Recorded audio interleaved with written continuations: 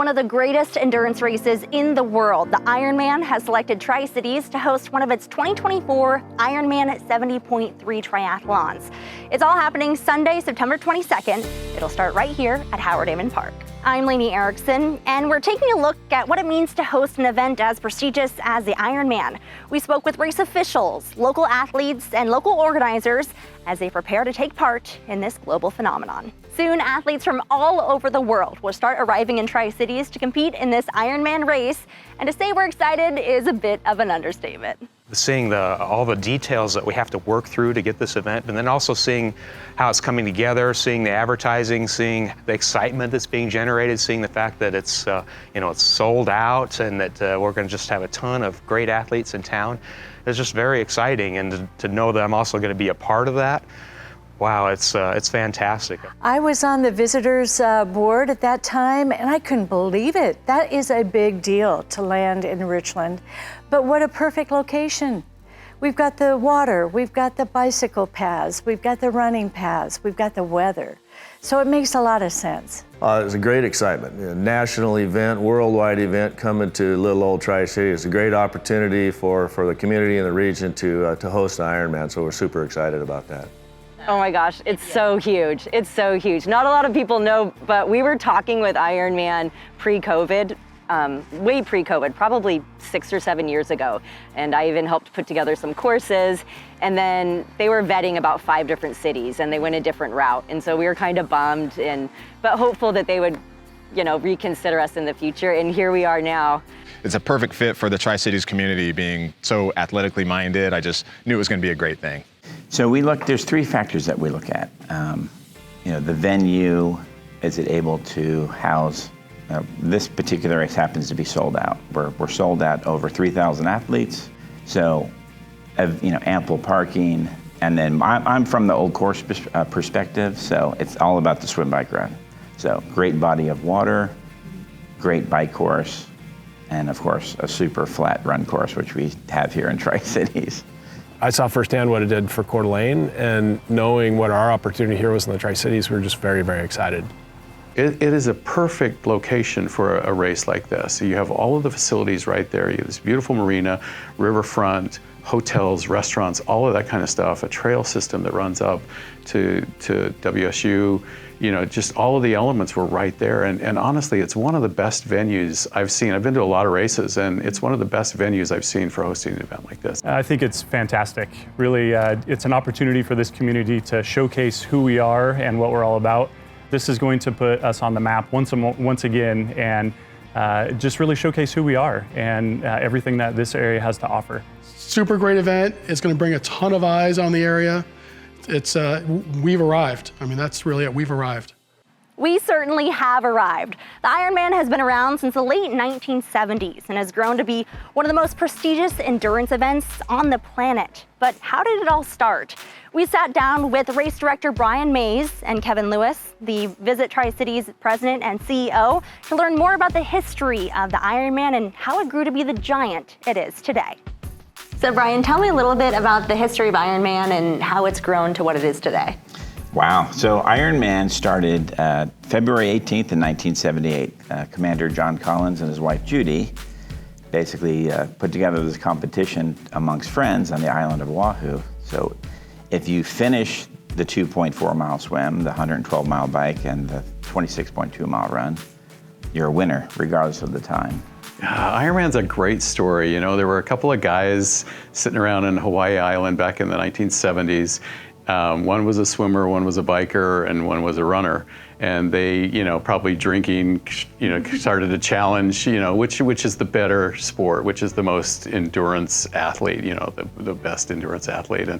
And so there were a couple of races that happened on the island. There's the Waikiki Rough Water Swim. There's the Around the Island bike event, and then there's the Honolulu Marathon. And so they decided to take those 3 disciplines, those 3 events, and combine them into one event. And so in 1978, they pulled a bunch of people together. I think they had 11 people that entered the race that year. And they put the event together, and the first guy finished in 11 hours and 46 minutes. I think it took him to do all 3 events. That was the birth of Ironman. you know, it really started to catch on. ABC Wide World of Sports covered the Ironman race in 1 year when Julie Moss was struggling towards the finish line. It's late at night, dark, you know, whatever, and she literally kind of fell down and then crawled her way across the finish line.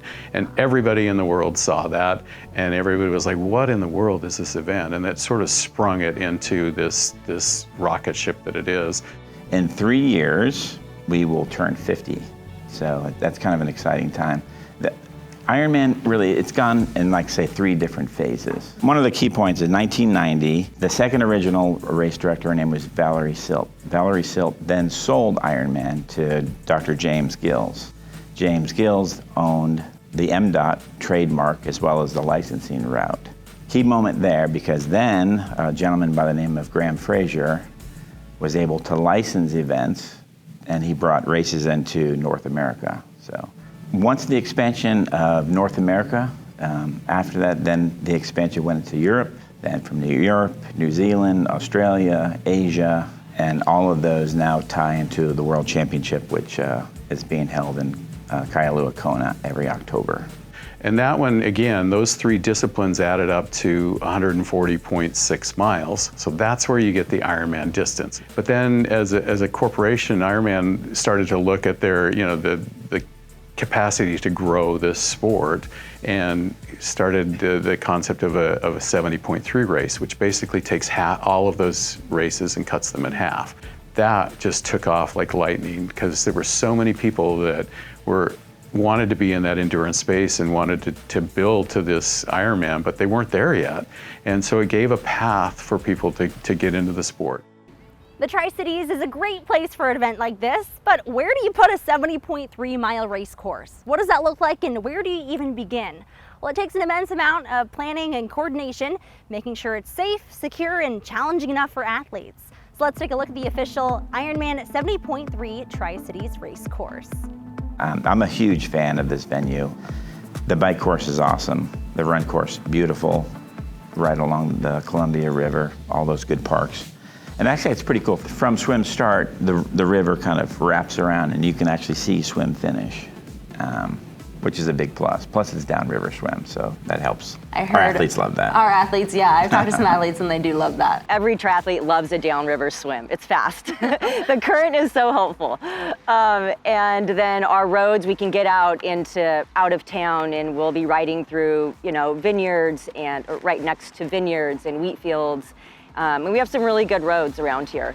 It has one of the steeper climbs that, in my experience doing these longer races, a lot of times it's kind of rolling hills. We have a pretty intense climb in the early part of the race.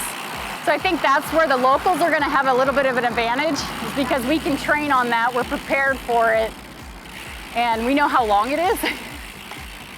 I like the fact that there are so many flatter or straight sections, because you can really get into a good rhythm, and they'll go into a hill. So you'll have a good rhythm, a good tempo, and a strong pace to kind of guide that momentum into those hill climbs. We've got it all. You know, we've got the area for swim with the river. We've got an area for the run. Our roads are wide. We haven't built, I'm from the East Coast where all the roads are small, houses are built right on top of each other. So just the race itself, we've got this for the cyclists. We've got the flats, we have the downhills, we have the uphills, we got plenty of space for it. Oh, the venue's just set up so well. It's going to be a challenging course. Just the way the whole layout is with Columbia Point Marina Park, you know, restaurants and hotels very close. People can just walk to the venue that are coming from out of town. It's just all sets up so well. So when we pull this off and make it look good, I'm sure we'll get national attention. People will be wanting to come to Tri-Cities and do it, and maybe some other events will want to come here as well. So many people have come together to make this course possible, and as you've heard, the Tri-Cities has the potential to become one of the more popular destinations for the Ironman 70.3 race. City officials and services in Richland and West Richland have come together with Visit Tri-Cities and Richland Parks and Rec to make sure this event is safe for the athletes and the spectators who'll be lining the course. Ironman takes up so much more space, and it also deviates out from the parks and onto the streets, through the neighborhoods, through the countryside. So it really involves more involvement from other departments like police, fire, and the Streets Division of Public Works, just on a much larger scale. Most events we'll work with them, check in with them, get some feedback.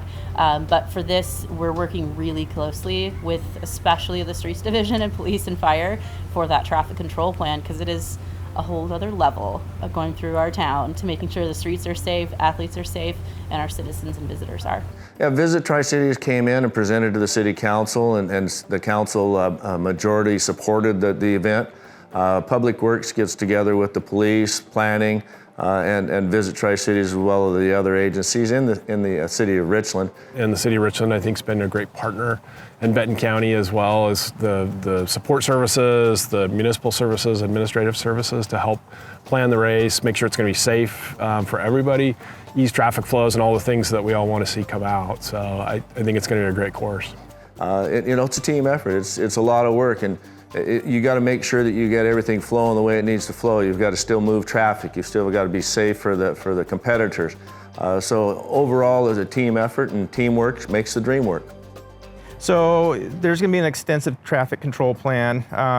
The course it's quite long, so there's going to be cones and volunteers and flaggers out there. We'll also have police officers out at signalized intersections, making sure that all the participants are safe and having just the time of their life. Well, we're looking at the event through the emergency response lens, if you will. So our job is to assure that those 3,000 athletes and those 10,000 plus spectators are safe while they're here. And the plan is to have as little impact on normal operations throughout our community, because the 911 calls won't stop just because the race is here. So we are staffing up where we'll have minimal impact on normal operations and have a dedicated crew to the event itself. So the Sheriff's Office, our role, will be participating mainly on the water. And so we'll have several boats out watching the swimmers, making sure that they're safe as they're doing it, keeping boats out of the area so that they don't come in contact with the swimmers, and also helping our EMS partners if there are struggling swimmers, that we can go and help rescue them and get them the aid that they need. Well, it sounds like they're in good hands. So with over 3,000 athletes, trainers, fans, friends, and family all descending on the Tri-Cities, what does that mean for our tourism, small businesses, and our local economy? Are they ready? I think it's an excellent impact. I mean, we're going to have thousands of new visitors to the Tri-Cities, seeing the Tri-Cities for the first time and understanding what we have to offer. Hopefully they come one time and then they'll come a second time, and that's, I think, part of the key of having these events in our community. What I hear people talking about when they consider being in Richland is they're looking for a place that's great to live, work, and play. Well, this showcases Richland, especially to even an international audience. And as we continue to recruit manufacturing jobs coming here, science-related jobs, all of that, to be able to show how wonderful our area is very exciting. Yeah, it's definitely a boost to your economy. You're going to bring in, like we're bringing in 3,000 athletes for our inaugural race. It's a sold-out event, so 3,000 athletes.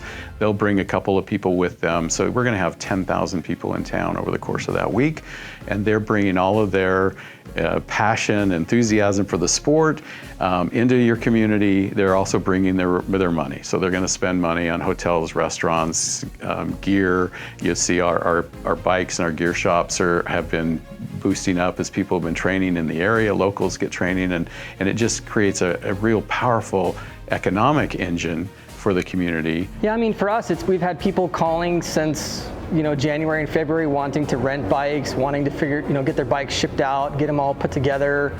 There's groups from out of town that are coming to pre-ride the course, and they're staying in hotels and they're eating at restaurants and they're buying tubes at the bike shop. So it really does help when big events like this come to town. As our team, all three restaurants are very excited. We know it's going to bring a lot of people, a lot of business, a lot of excitement. And then I know some other business owners in the area, and even a few people participating in the race from out of town that haven't been here. And so they're very excited to come. They'll send me messages. We're so excited to check out where you live, check out your restaurants and things like that. So I think there's a lot of hype throughout Tri-Cities, but also elsewhere with those that are coming. Yeah, I think this is a huge win, and I think it took a lot of work to get it here. And with all of the support of all the communities that are involved, it's going to be huge for our community, and the small businesses are really going to, I think, see an uptick in that time. This race will bring in probably $8 to $10 million in economic impact in that week. And then you get all of the spin-off economies of that, and also the publicity. We are now associated with, again, the world's most renowned endurance brand. Everybody knows Ironman when you talk about it. And you're also connected to 3,000 athletes who came in here with their drive and determination. They put their heart and soul into this, and when they do, they make an emotional connection to this area because they're here doing it in our landscapes and with our people and our community. They're connected to that, and they take that out with them, and wherever they go, this is part of that story. They're going to brag about this experience for the rest of their life. So many memories will be made here on September 22nd as the Ironman 70.3 Tri-Cities unfolds. The heartbeat of this race are the athletes, of course. These dedicated athletes and trainers come from all walks of life, each with different skills, strengths, and backgrounds, but all with one common goal: to cross that Ironman finish line. But the Ironman isn't your average triathlon, and the consensus is you better be ready. Tell me about some of the athletes that you're training for the Ironman now. Oh, I have like 20. Wow. So it's super cool. We have very beginners. I have a couple that's like the first one, and I have a lot that have done very well, very competitive. They're going for like trying to win the age group and in between all that, you know. So yeah, it's cool. And everybody do what they can, right? I have a really great group, and I have abilities and experiences pretty much all levels. I have some novices that are doing it for the very first time. I also have some athletes that have been to the World Championships and have some really lofty goals for this race as well, like qualifying again. So yeah, it runs the gamut. So in the Ironman, swimming is your first course. Tell me what's going through your head before you jump in the water. Well, I think it's scary for most people. Yeah. If you didn't grow up racing in the water or in a lake, even for me, I learned older, it's still a very intimidating portion of the triathlon. You're nervous, you're anxious, and suddenly you have to jump in the water with a bunch of people. Yeah. But I think the key is to trust you have the skills, you have a lot of volunteers watching you. If something happens, you have help in the water. It's just stay calm and focus on keep your breathing and keep your technique, and just eventually you get in a rhythm, and before you know it, the swim is over. 56 miles for, a half Ironman is a long way, especially when you got to keep in mind that you have to run 13 miles afterwards. Yeah. So pacing is really, really important. Pay attention to your body. Listen to your body. If you're starting to feel like you're pushing too hard, just kind of back down a little bit. The bike portion is really important for the fueling piece, because if you don't fuel properly on the bike, you could burn yourself out on the run. Running off of a 56-mile bike is never going to feel very good. It's just not going to. So expecting that is, it's really important. So your legs are going to feel kind of like jelly. Those first 1, 2, 3 miles is really just getting your legs under you and getting your cadence up and monitoring your heart rate, not blowing up immediately, which takes a lot of patience and a lot of presence as well. Because you're super excited to get off the bike, you're running, but you kind of have to calm yourself also. So iron distance is no joke. It really isn't. You have to train. It's not something that you can just slap together over a 2 or 3 weekend process. There's a building phase in terms of endurance, but more importantly, if you don't eat and drink on the bike, you'll never make it on the run. You just won't. And then throw in heat, throw in wind, throw in any adverse conditions, it just makes the day that much harder. And it's not something that you learn like overnight either. A lot of it's trial and error. And a lot of it depends on where you're racing, the environment, the terrain. So my first a triathlon I did was it was the Olympic distance in Walla Walla, and I freaked out in the water. I was very, very scared. I almost gave up, but then I knew if I gave up on that, I will never be able to swim again. And the next swim I did was with Coach, and I freaked out there in the middle of the river, and she was right next to me, and she guided me all the way back, and she has been with me in all the swims in open water, and now last swim I did by myself. It was really awesome. I train for about 2 hours a day. With the heat, a lot of times I'm doing it indoors. And then the swimming, a lot of times indoor swimming, because the river it stays cold for so long. But you know, when you're talking about I work 12-hour shifts, plus I train for 2 to 2.5 hours a day, and then try to fit sleeping and then being a wife and a mom, and I'm actually a grandma as well. Oh, wow. Yeah, so schedule stays pretty busy, but just the variety is what keeps me into it. It doesn't get boring. It really doesn't. Just the sheer amount of time it's going to take to complete this is next level compared to what I typically do. So it's real eye-opening. It changes your training, and it's something new. So hopefully I'm going to do this and have fun, enjoy it, and then the next year I'll have a better idea of what I need to do to maybe even compete and try to win one of these things. So. One of the more incredible elements to a race like this has nothing to do with the actual race day. It's the stories. Behind every athlete is a personal and unique story of how they got here and why they do this. Many of these stories are incredible testimonies to the power of the human spirit. Actually, I had the triple bypass in May of 2022. I was a month away from Coeur d'Alene, and I started having problems with what I thought was reflux, and we couldn't really get a handle on it, of what was causing it. And I did go to a cardiologist, and we found out that my arteries were clogged and stents would not work. So they moved me into surgery. When they said, where do you want to be after? And I said, I just want to be fixed and I want to get back to where I was. And they said, it's going to be a road, but if you want to do it, you do it. And when I talked to Katiana, she said, I'm here for you, so let's go. Sean is like a little brother by now for me, yeah. It's been amazing.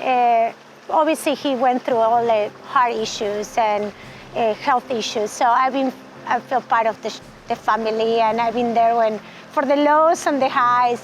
So definitely when he finished Coeur d'Alene like a couple months ago, was very, very amazing. I was in tears. I was very proud of him.